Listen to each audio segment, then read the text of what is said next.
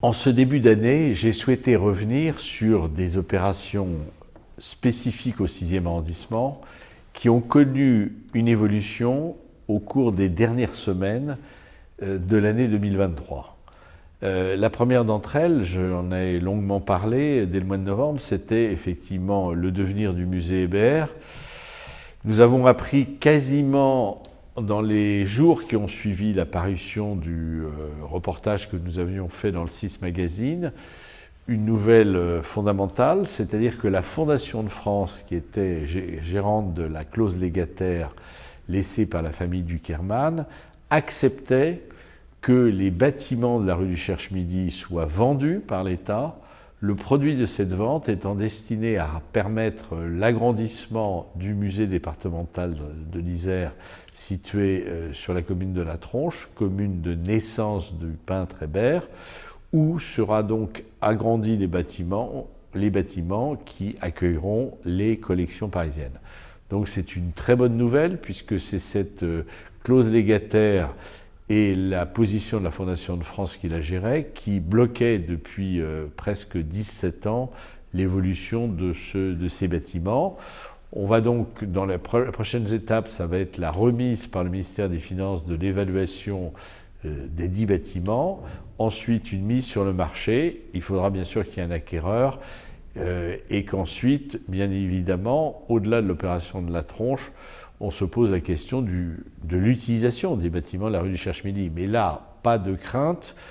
Premièrement, ils sont inscrits à l'inventaire supplémentaire des monuments historiques.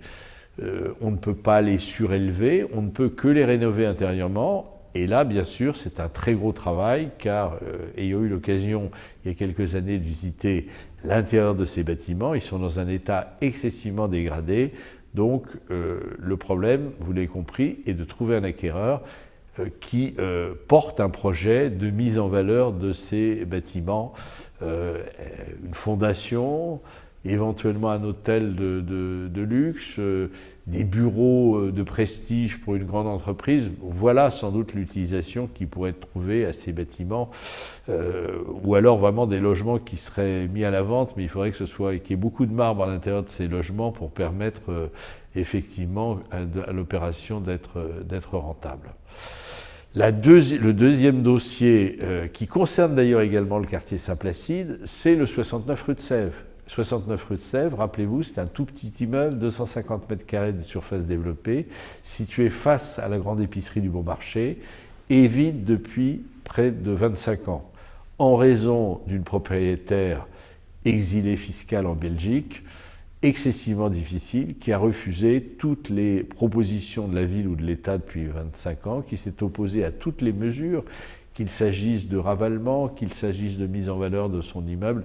Bref, elle avait tout refusé, elle avait une capacité effectivement à pétitionner qui était relativement forte. Son décès étant intervenu l'année dernière, ses filles ont accepté finalement, après plusieurs rondes de négociations, de vendre ce bien, et c'est finalement la congrégation propriétaire des bâtiments adjacents qui a, avant la fin de l'année 2023, signé l'acte de vente. C'est donc une très très bonne nouvelle. Je remercie bien sûr chaleureusement tous ceux et celles, les notaires, préfectures qui ont autorisé la congrégation à acheter. Et donc, dans les prochains mois, on devrait sans doute voir des travaux intervenir dans ce bâtiment qui était effectivement devenu une sorte de virus dans le quartier et dont l'état dégradé a conduit la congrégation propriétaire des bâtiments adjacents qui subissait des infiltrations d'eau, une mise en péril de leur propre bâtiment, à décider d'acquérir le 69 rue de Sèvres. Enfin, des informations sur deux projets qui concernent directement le 6e arrondissement et qui sont très importants, l'hôpital Tarnier, le devenir de Tarnier, et le 110 rue de Vaugirard. Sur le 110 rue de Vaugirard, les permis sont maintenant définitifs. Chacun a compris que des recours avaient été déposés par des voisins situés rue de Vaugirard qui contestaient effectivement la hauteur du bâtiment adjacent. il faut savoir que globalement, il n'y aura pas de véritable densification de cette parcelle. Les droits à construire seront exploités sur la rue du Cherche-Midi, mais c'est un projet très intéressant, porté par le diocèse, la mairie de Paris, et sur lequel j'ai donné des avis favorables sur les permis de construire il y a 3 ans. Pourquoi? Parce que ce sera de l'habitat partagé, social, à travers 3 grandes associations, Simon de Sirène pour les handicapés, Marthe et Marie pour les mamans en difficulté sociale. Bref, c'est une opération qui mérite effectivement notre attention. J'ajoute qu'elle a pour le quartier 2 éléments forts, non seulement un nouvel équipement de petite enfance, mais surtout un jardin de 4000 m² qui sera totalement rénové parce que beaucoup d'arbres ont dû être abattus en raison de leur état très dégradé, mais qui sera ouvert en partie sur le quartier.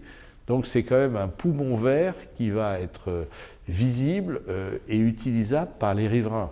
C'est une très belle opération, dont d'ailleurs la plupart des habitants du 6e sont parfaitement conscients. Mais comme nous sommes en France, à 500 mètres, on considère que ça sera le paradis, à 100 mètres, que ce sera une belle opération, et à 10 mètres, on considère que ça sera l'enfer en raison des travaux, bien sûr, d'une durée de 2 ans, 2 ans et demi, qui vont devoir avoir lieu. Il faut savoir raison garder, et je pense que cette opération qui démarrera avant la fin de l'année 2024 sera, in fine, un plus pour le quartier. Enfin, Tarnier, cette grande clinique d'accouchement située en haut de la rue d'Assas.